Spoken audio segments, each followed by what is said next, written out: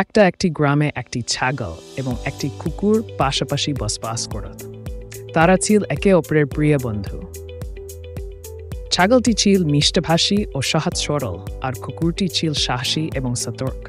তাদের মধ্যে নানা মতবিরোধ হলেও বন্ধুত্ব বজায় ছিল। ছাগলটি ঘাস খেতে ব্যস্ত ছিল, আর কুকুরটি তার প্রভুর সঙ্গে হাঁটছিল। তাদের মধ্যে আলাপ জমে ওঠে। দুই বন্ধুর দিনগুলো ভালোই কাটছিল। ছাগলটি ঘাস খেয়ে আনন্দে দিন কাটাত, আর কুকুর প্রতি মুহূর্তে সতর্ক থাকত। একদিন ঝড় চুকে পড়ল। কুকুরটি চিৎকার করে সবাইকে সতর্ক করল, আর ছাগল তখন ঘাস খাচ্ছিল। এই ঘটনায় কুকুর ছাগলকে ধমক দিল, যা ছাগলের মন খারাপ করে দিল। তারা একে অপরের ওপর দোষারোপ করতে লাগল।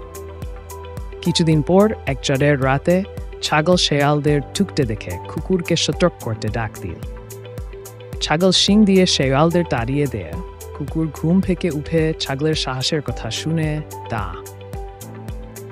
ছাগলকে দেখে কুকুর তার পূর্ববর্তী ধারণা ভুল বলে মেনে নেয় এবং তারা আবার বন্ধুত্ব করে।